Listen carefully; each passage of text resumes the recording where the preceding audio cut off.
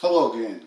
This is Charles Lewis, author of The Diamond Mind, The Law of Attraction Based on Ancient Scriptures and Modern Day Practitioners. It is available on Amazon, iTunes, and Audible. So, I'm going to just kick it with y'all for a little bit today. I guess the title of this could be Nobody Has All the Right Answers. So, one of the best things that happened as a result of me making bad decisions and finding myself incarcerated several times was it gave me the opportunity to not only read the Bible for myself, it gave me the opportunity to read the Quran.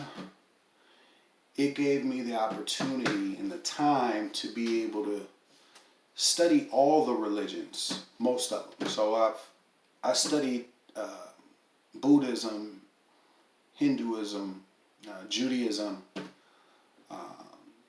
Islam, and the Bible pretty extensively.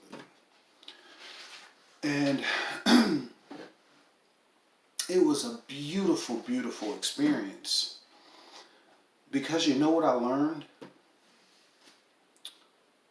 At the very core of them all, they're the same. Okay, so when Jesus and Muhammad and Buddha started preaching and teaching, there was no theology involved. It was all based on loving your neighbor, caring for the orphans, caring for the elderly, building your community up, just giving to the less fortunate, giving people hope and encouragement. That's what it was all about. There was no theology involved. But obviously, anything that goes through human hands will be tainted.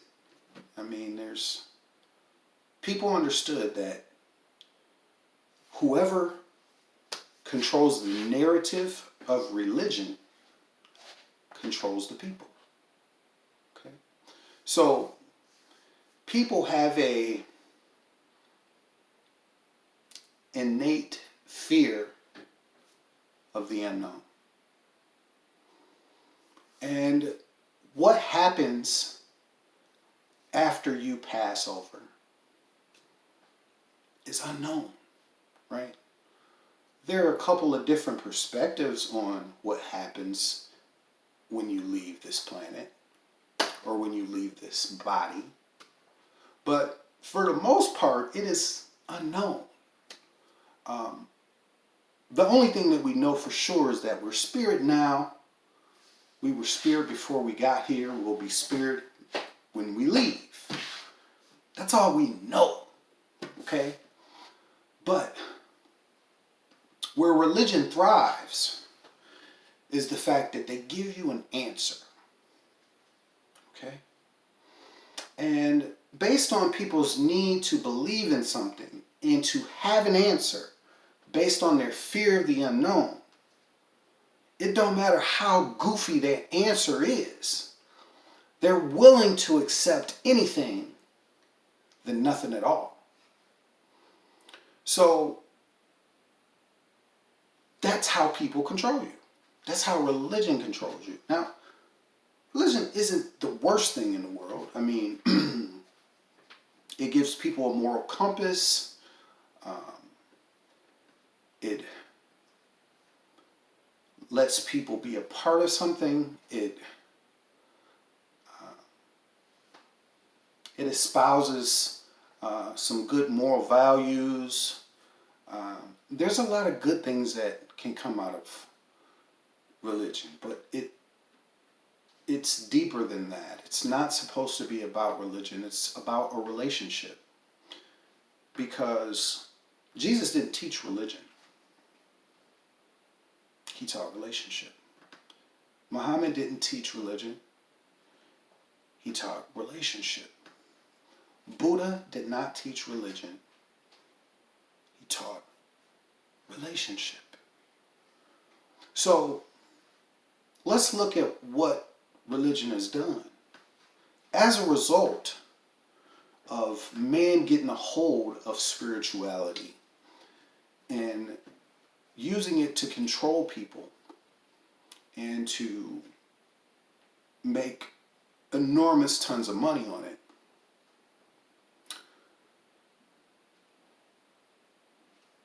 it created wars.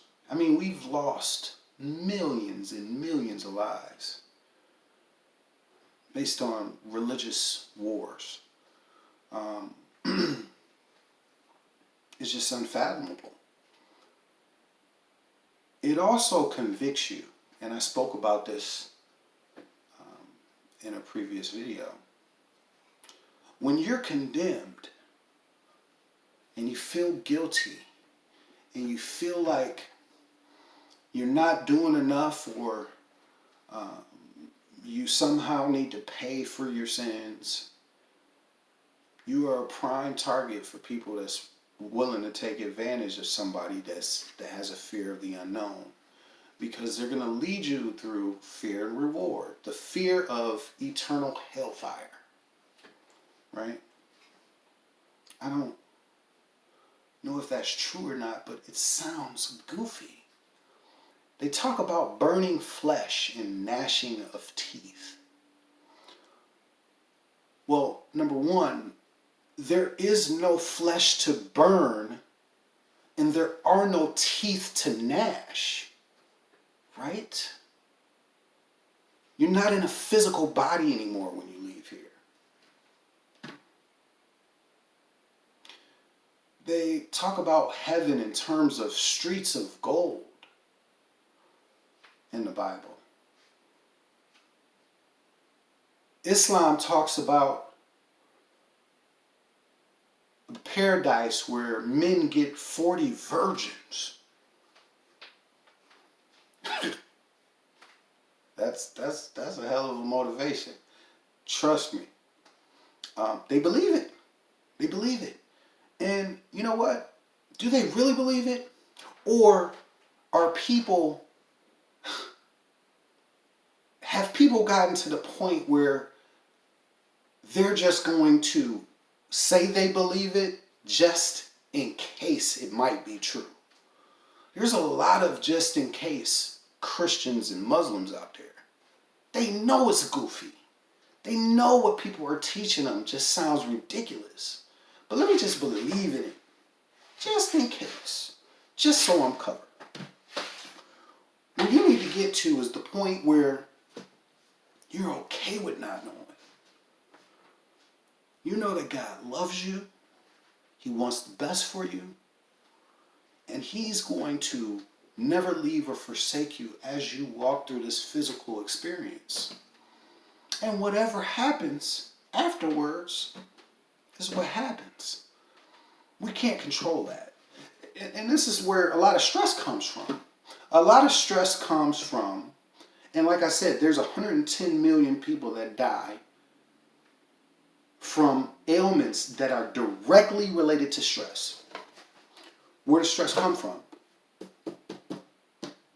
Past and future. So, when you're worried about your past and convicted about your past and what you've done or what you didn't do,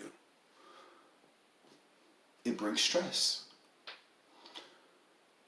When you're worried about your future, right? I'm not saying you should prepare for the future, but when you worry about what's going to happen when you leave here, right? Not knowing, that creates stress. It puts pressure on you.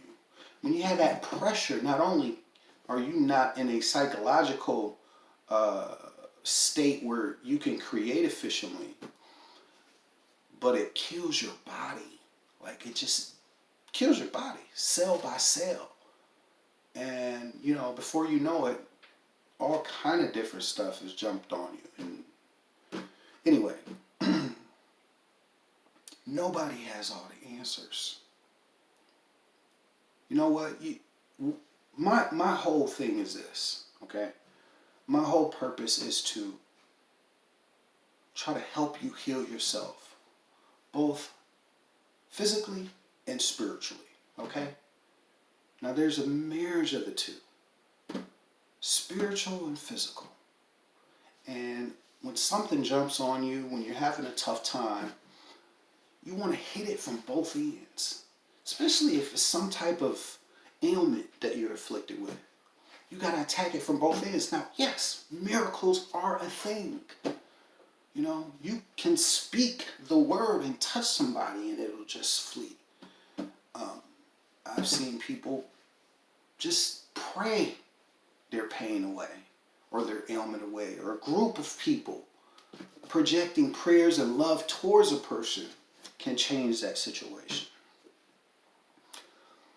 But those occurrences are far and few between. A lot of times you have to earn your miracle and work for it. And that means you attack these ailments and the situations from both ends, the physical and the spiritual end. I also want to have a broad tent. I want to show you what Jesus meant when he said, love your neighbor. Guess what? My neighbors don't believe the same thing that I believe in. So is it loving for me to tell that neighbor that they're going to hell because they don't believe exactly the way I do? No, loving your neighbor is accepting your neighbor for who he or she is. Now, you know, I can't even call myself a Christian, but I can call myself a disciple of Jesus. That's the one that I follow. That's whose example that resonated mostly with me. You know what I mean? So, but all of the rest of the stuff that men dumped on top of it, I'm not having no parts of it. And it's not because I want it to be convenient, because I just want to live the way I want to live. No, you're supposed to live an exemplary life. You're supposed to love your neighbor. You're supposed to help people that are less fortunate. You're supposed to accept people for who they are. So it's not like I want to just get away with doing what I want to do, because the things that they're telling you not to do, you shouldn't do anyway. It doesn't bring any joy. And there's a karmic response when you try to hurt somebody else. So I'm not about that. But I'm not going to tell this man that he's going to hell because he don't believe the way I believe. And that's not what the prophets taught. God sends people for a certain period of time, for a certain culture. Muhammad would not have been as effective in Jesus's area in that particular time. Jesus was for his area at his time. Muhammad was for that area at that time. Buddha was for that area at that time. We're supposed to absorb wisdom from all of them. You can't, just because that's a man-made thing. You know? So, love your neighbor. Just love them for who they are. And you know what? It broadens your perspective. You're not 100% right. You can't prove that you're 100% right. This is not a historical document. It is not a history book. This, as well as the Quran, are spiritual guides. They're merely pointing you into the direction of freedom. The same as our prophets. They were spiritual guides. Men, blessed and anointed, giving you the message that you needed at that time. Paul came at the time that he needed to come. Martin Luther King Malcolm X, Elijah Muhammad, Farrakhan, I mean, T.D. Jakes, Joyce Myers, you know? Love your neighbor. For real, because you cannot prove that you're 100% right. There's more than one way to skin a cat. And this is the funny thing about judging somebody else's beliefs. Yes, you are divine. Anything that a divine spirit creates is also going to be divine. But as a human being, we are created by something divine and have a brain capacity that is limited to about 10%. So, yes, we have the Spirit of God. But how can we intellectually think that we can fathom the things of God only utilizing 10% of our capacity? It makes no sense, folks. And, you know, a lot of things spiritually have to be spiritually discerned. I get that.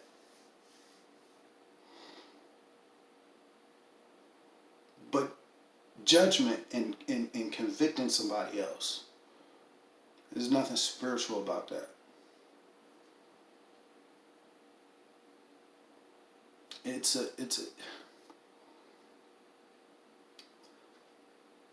We feel the need to force our belief system on somebody else. What I'm doing, I'm merely giving you, because you can interpret the Bible and the Quran plenty of different ways. Those books are so malleable, right? So just like money only makes you more of what you actually are, right? So does the Bible and the Quran. So if you're a misogynist, you can find things in the Bible and the Quran to justify your misogyny. If you're a hater, you're insecure, and your cup of tea is judging people, you can find exactly what you're looking for in the book. If you're a slave master, you can find scriptures in the Bible and the Quran to justify what you're doing. So what I'm trying to give you is a open-minded approach to scriptures that yield the greatest result. Because the ultimate goal is for you to live the life that the prophets actually taught, which is love your neighbor, help people that are less fortunate, love yourself, forgive yourself for what you've done, forgive other people, forgive them for they know not what they do. That's what it's about. So anyway, my prayer for you is to be healthy, wealthy, and wise. Have a blessed day.